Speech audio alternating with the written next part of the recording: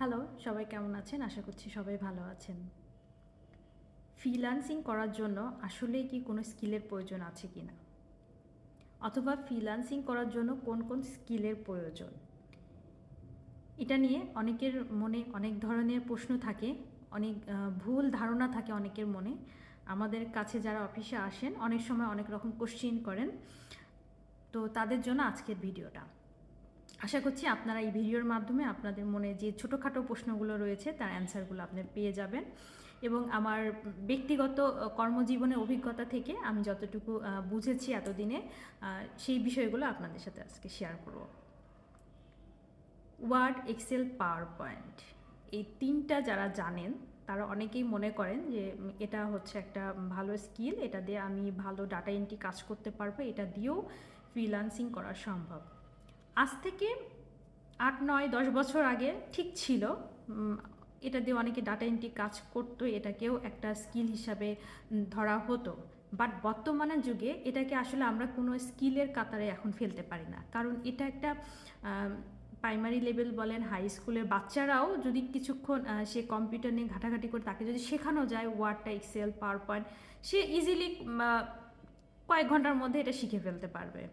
তো এটাকে আপনারা কখনোই স্কিলের কাতারে ফেলবেন না।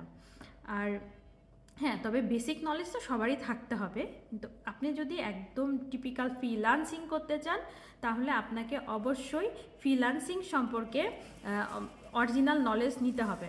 তো অরিজিনাল নলেজটা সেটা কোথা থেকে আপনারা নিতে পারবেন, সেটা হচ্ছে graphics design, audio video editing, তারপরে digital marketing, web design development, অথবা কোনো একটা প্রোগ্রামিং ল্যাঙ্গুয়েজ শেখার পরে আপনি সফটওয়্যার বিল্ড আপ করতে পারেন, অ্যাপস ডেভেলপ করতে পারেন।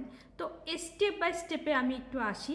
যদি কেউ গ্রাফিক্স নিয়ে ফ্রিল্যান্সিং করতে চান, আপনাকে অবশ্যই অ্যাডোবি ফটোশপ, ইলাস্ট্রেটর, এই বিষয়গুলো সম্পর্কে, সফটওয়্যার সম্পর্কে আপনাকে নলেজ থাকতে হবে এবং সেগুলো নিয়ে আপনাকে স্টাডি করতে হবে, রিসার্চ করতে হবে, আপনাকে নতুন নতুন আইডিয়া জেনারেট করতে হবে। যেমন একটা ব্যানার তৈরি করতে হলে তার মানে কী ধরনের কালার কম্বিনেশন হওয়া উচিত, তার ভিতরে সাবজেক্ট অবজেক্টের বিষয়গুলো, এই জিনিসগুলো আপনাকে অবশ্যই সুন্দর একটি ভালো নলেজ রাখতে হবে।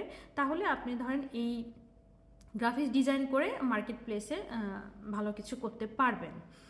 অনেকে বলে, যদি অনেকে বলতে আমি অনেক সুনামধন্য প্ল্যাটফর্মেও দেখেছি, তারা অনেক অনেক সময় বলে থাকে যে, আমি নাম উল্লেখ করছি না, অ্যাডোবি ফটোশপ অথবা ইলাস্ট্রেটর না পারলে আপনারা হচ্ছে ক্যানভা অথবা অ্যাডোবি এক্সপ্রেস, এগুলো দিয়েও আপনারা গ্রাফিক্স ডিজাইন শিখতে পারেন। আসলে এটা কোনো স্কিলের কাতারে পড়ে না, কারণ ক্যানভাতে কি থাকে, রেডিমেড কিছু থাকে, সেগুলো দিয়ে আমরা ইজিলি কিছু তৈরি করতে পারি। হ্যাঁ, একটা প্রিমিয়াম লেভেলে যারা ক্যানভা দিয়ে কাজ করতে পারে তারা হয়তো বা সেটা দিয়ে ফ্রিল্যান্সিং করতে পারবেন, বাট নর্মাল বেসিক নলেজ দিয়ে কখনোই করা সম্ভব না এবং সেটা হয়ও না। সো আপনাকে এই লাইনে আসতে হলে আপনাকে অ্যাডোবি ফটোশপ, ইলাস্ট্রেটর এগুলো সম্পর্কে ভালো রকমের একটা নলেজ রাখতে হবে। এরপরে আমি যদি বলি ডিজিটাল মার্কেটিং বলতে আসলে কি বোঝায়, মানে ডিজিটাল প্ল্যাটফর্মগুলোর মাধ্যমে আমাদের প্রোডাক্টের সেল বাড়ানো, কোনো কোম্পানি কাজ নিলে সেটা গ্রোথ আপ করে দেওয়া, এই বিষয়গুলো থেকেই থাকে। তো আপনাকে এই বিষয়গুলো শিখতে হবে, এই বিষয়গুলো সম্পর্কে জানতে হবে, সেল জেনারেট করতে হবে, কিভাবে তার বিষয়গুলো র্যাঙ্কে উপরে উঠবে সেটা আপনাকে শিখতে হবে, এই নলেজগুলো থাকতে হবে। আর ডিজিটাল মার্কেটিংয়ের পরিধি কখনোই ছোট্ট কোনো কিছুর মধ্যে সীমাবদ্ধ না, এটার মধ্যে পার্ট বাই পার্ট অনেক কিছু রয়েছে।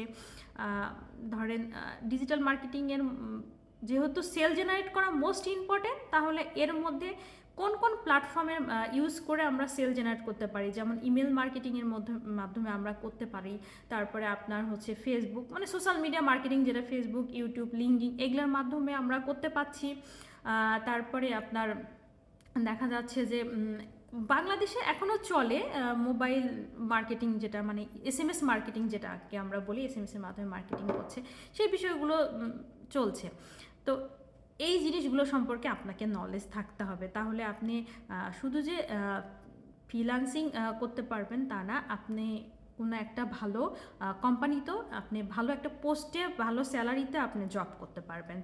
এরপরে আমি যদি ধরি অডিও ভিডিও এডিটিং, বর্তমানে মোস্ট ডিমান্ডেবল একটা মানে কন্টেন্ট বলেন কিংবা সাবজেক্ট বলেন অডিও ভিডিও এডিটিং। কারণ প্রত্যেকটা কোম্পানির তার সেল জেনারেট করার জন্য আগে যেমন আমরা ব্যানার ইউজ করতাম, সেটাকে বুস্ট করতাম, ইত্যাদি ইত্যাদিভাবে সেটা আমরা সেলটা বাড়াতাম, কিন্তু বর্তমানে ভিডিও দিয়ে সেটার প্রচারণার ক্ষেত্রে খুব প্রয়োজন।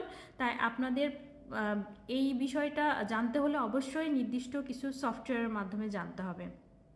সেটা ডিভেন্সি হতে পারে, ক্যাপকাট হতে পারে, কিন্তু নর্মাল যে সফটওয়্যারগুলো আগে ছিল ওগুলো না ইউজ করে আপনারা ভালো লেভেলের কিছু সফটওয়্যার শেখা শুরু করতে পারেন, যেটা দিয়ে আপনি কোনো একটা কোম্পানিতে অডিও ভিডিও এডিটিং পোস্টে ভালো রকমের একটা স্যালারি নিয়ে জব করতে পারে। এটা একটা বিষয় থাকলো। তারপরে আপনি ধরতে পারেন যে ওয়েব ডিজাইন ডেভেলপমেন্ট যাদের কোডিং পার্ট প্রথমেই ভয় লাগে, তারা ওয়ার্ডপ্রেস দিয়ে শুরু করতে পারেন। সেটা দিয়ে কাজ শুরু করে আপনি ভালো ভালো প্ল্যাটফর্মে আপনি কাজ করতে পারবেন। এছাড়াও যারা একটু ভালো হাই লেভেলে শিখতে চাচ্ছেন, যারা ভালো এআই রিলেটেড কাজ দিকে আগাতে চাচ্ছেন, তাদেরকে অবশ্যই ভালো কোনো ল্যাঙ্গুয়েজ নিয়ে শিখতে হবে এবং সেটা নিয়ে আগাতে হবে, এবং এটা নিয়ে মার্কেট প্লেসে ভালো কাজও আপনি পাবেন। সব কিছু শেখার আগে আপনাকে প্রয়োজন এই বিষয়গুলো নিয়ে আগে একটু ভালো করে রিসার্চ করা, যে আপনি কোনটাতে পারবেন। একটা মানুষ সব দিকে যেতে পারবে না, তাকে কোনো একটা নির্দিষ্ট পার্ট বেছে নিতে হবে। আর এটা শেখার পরের ধাপটা আমি একটু বলি। ফ্রিল্যান্সিং জগতে ঢোকার আগে আপনার উচিত সবার আগে কোনো একটা কোম্পানির আন্ডারে 2 থেকে 3 বছর চাকরি করা। কেন? আপনি যখন একটা কোম্পানির আন্ডারে চাকরি করবেন, আপনি অনেকগুলো লাইভ প্রজেক্টে কাজ করার সুযোগ পাবেন, অনেকগুলো মানে ক্লায়েন্টের সাথে আপনার কমিউনিকেশন হবে, তাদের সাথে কিভাবে মানে সম্পর্ক রাখতে হয়, কিভাবে তাদের সাথে ডিল করতে হয়, এই জিনিসগুলো আপনি বুঝতে পারবেন। একটা টিমের মধ্যে থেকে আপনি কাজ করার সুবাদে অনেকজনের অনেক কিছু নলেজ আপনি আপনার ভিতরে গ্যাদার করতে পারবেন। এই যে একটা অভিজ্ঞতা, এই জিনিসগুলো কিন্তু আপনি আগেই যদি মার্কেট প্লেসে চলে যান তাহলে কিন্তু আপনি পাবেন না। সো সেক্ষেত্রে আপনাকে অবশ্যই কোনো একটা ভালো আইটি ফার্মের আন্ডারে আপনাকে কমপক্ষে হলেও 2 বছর কাজ করা উচিত। তারপরে আপনার মার্কেট প্লেসে ঢোকা উচিত, যাতে আপনি ভালো রকমের কাজ দিতে পারেন বা আর কি আপনার কাজ আসতে পারে। এই সকল বিষয়গুলো আপনারা যখন স্টেপ বাই স্টেপ পার করে আসতে পারবেন, আমরা তখনই বলতে পারি যে ফ্রিল্যান্সিংয়ের জন্য আপনি ভালো একটা স্কিল ডেভেলপমেন্ট করেছেন এবং সেটা নিয়ে আপনি আগাতে পাচ্ছেন।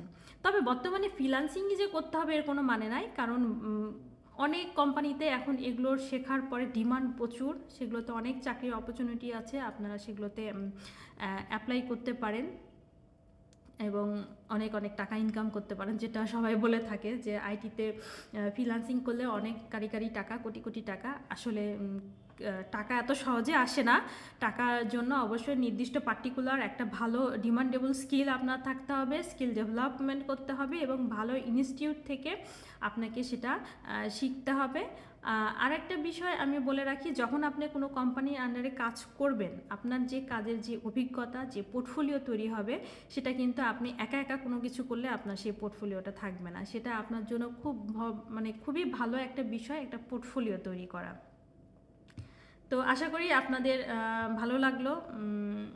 নেক্সট ভিডিওতে নেক্সট কোনো টপিকস নিয়ে আপনাদের সাথে কথা হবে। সবাইকে অসংখ্য ধন্যবাদ।